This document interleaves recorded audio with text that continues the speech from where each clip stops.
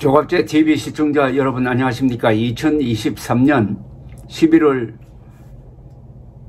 30일 오후 5시입니다.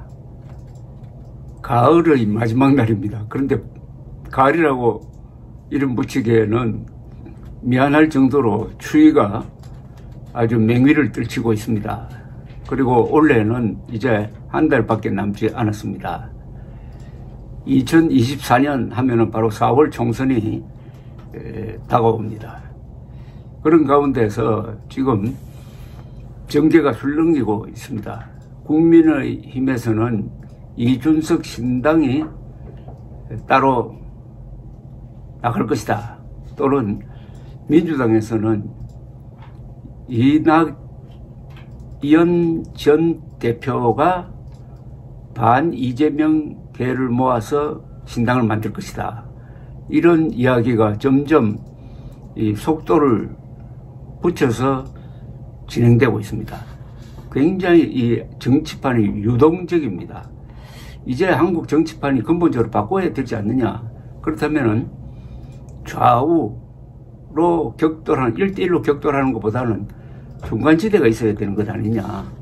그리고 무당파 찍을 정당이 없다는 사람들이 한 30% 되니까 이 사람들을 흡수하는 정당이 나오느냐, 나와서 의미 있는 의석수를 차지하느냐 하는 것이 하나의 쟁점이 되고 있습니다.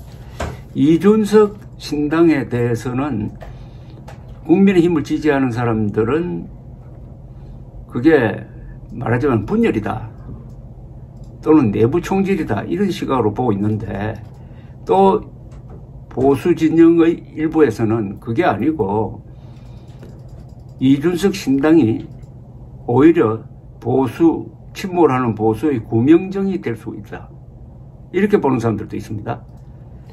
그런데 그러면은 좌파 진영에서는 이준석 신당을 어떻게 보느냐에 대해서 참고가 될 만한 자료가 있어서 제가 소개를 해드리겠는데, 지난 11월 26일에 경향신문 박영환 정치부장이 쓴 글입니다. 제목이 이렇습니다. 칼럼인데, 정권심판 표심을 왜곡하는 이준석 신당입니다. 정권심판 표심을 왜곡하는 이준석 신당. 이 박 부장은 이준석 신당은 엄밀히 말하면은 제3정당이라 하기 어렵고 정체성은 반윤석열 뿐이라고 했습니다. 사상 첫 30대 당대표로 국민의힘의 변화와 쇄신을 상징한 이준석 전 대표는 윤석열 정권 창출의 1등 공신이란 점을 상기시켰습니다. 이 칼럼은 2022년 9월 미디어 토마토 조사 결과를 보면은 윤 대통령 당선에 기여한 인물로 응답자의 34.8%가 이준석 대표를 꼽았고, 후보였던 윤 대통령은 24.2%였습니다. 그러니까 윤 대통령보다도 이준석 씨가 정권교체에 더 공이 많았다 하는 여론이 있다는 거죠. 그럼에도 윤 대통령은 당선 직후 윤핵관을 앞세워 그를 당대표에서 쫓아냈고, 그리함으로써 이 전 대표에게 신당은 윤 대통령과의 재대결, 그리고 여권 권력 중심으로 재기하기 위한 발판이 될 것이다, 이렇게 이준석 신당을 규정을 했습니다.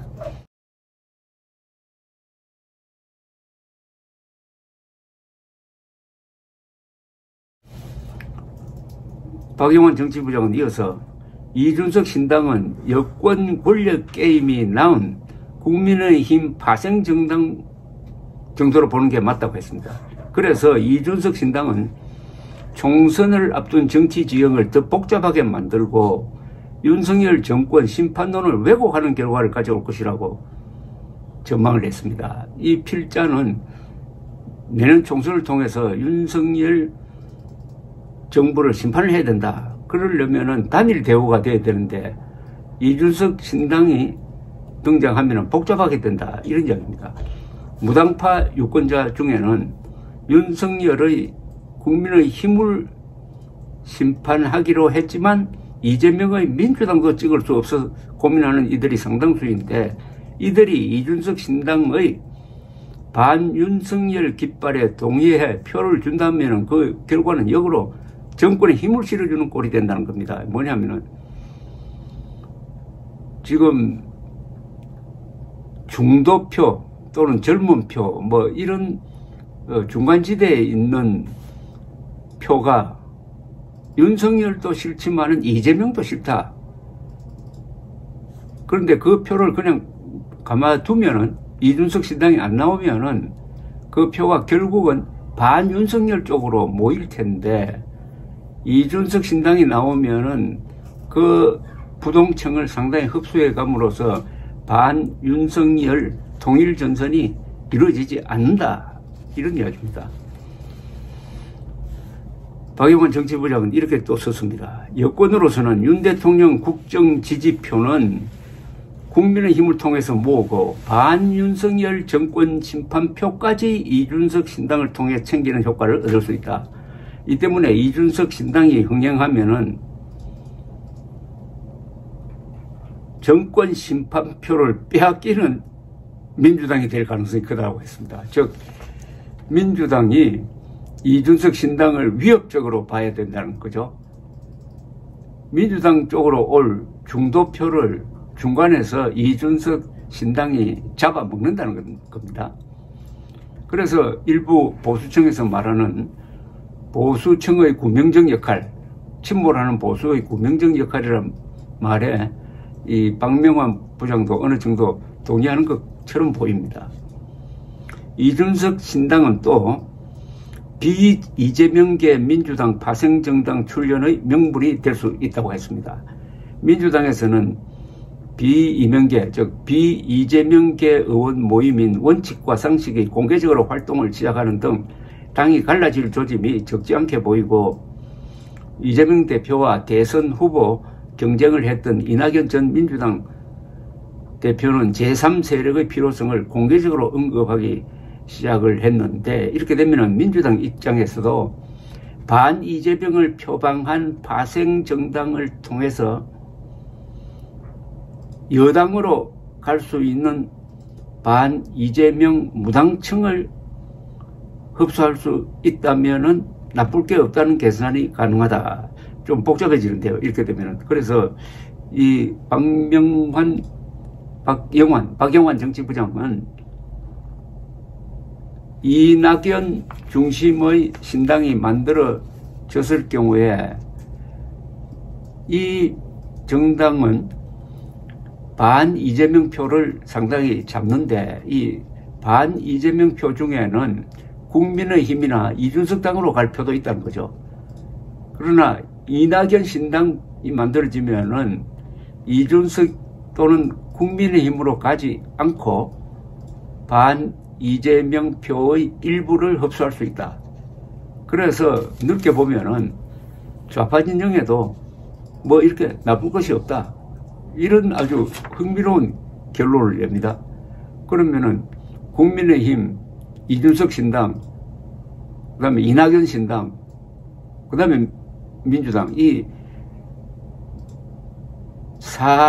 사정당, 네 정당이 공존할 수 있는 어떤 여론 구조가 있다는 거죠. 1988년 총선 이후에 형성된 여소야대도 4당이었습니다. 노태우 대통령의 민정당, 그리고 김대중의 평화민주당, 김영삼의 통일민주당, 김종필의 신민주공화당, 이 4정당이 의석수를 나눠 가지는 바람에 과반수 정당이 없었던 것입니다. 이번도 4당, 국민의힘, 이준석 신당, 그리고 이낙연 신당, 민주당, 4정당이 구체화된다면은, 상당수 의석을 얻게 된다면은, 요 4정당이 여소야대를 형성할 수 있는 구조다는 이야기죠. 박영환 정치부장은 무당파 유권자들이 제3정당 출연을 기대하는 이유는 거대 양당의 진영정치, 반사이익정치 체제에서 탈피하기 위해서인데 이런 식이면은 무당파 유권자들은 이번 총선에서도 투표할 이유를 찾기 위해 범민의 시간을 보내야 할 편이라고 결론 내렸습니다. 그러니까 보수 입장에서 보면은 이준석 신당은 위기의 보수를 구하고 그 외연을 넓히는 구명정 역할을 하여 오히려 윤석열 탄핵을 막아주는 역할을 할 것이란 이야기이기도 하는데, 국민의힘이 과반수 의석을 차지 못한다면은 과반수 정당이 없는 여소야대가 차선이 될 수도 있다는 이야기입니다. 그러니까 보수 세력은 젊은 보수를 상징하는 이준석 신당, 그리고 기존 보수 국힘당으로 이렇게 나누어지고 서로 보수의 주도권을 잡기 위해서 경쟁하는 구도가 되고, 그러면 활기를 불어넣을 수도 있을 것이다. 이런 생각에 대해서 좌파 진영에서도 비슷하게 보고 있다는 이야기입니다. 감사합니다.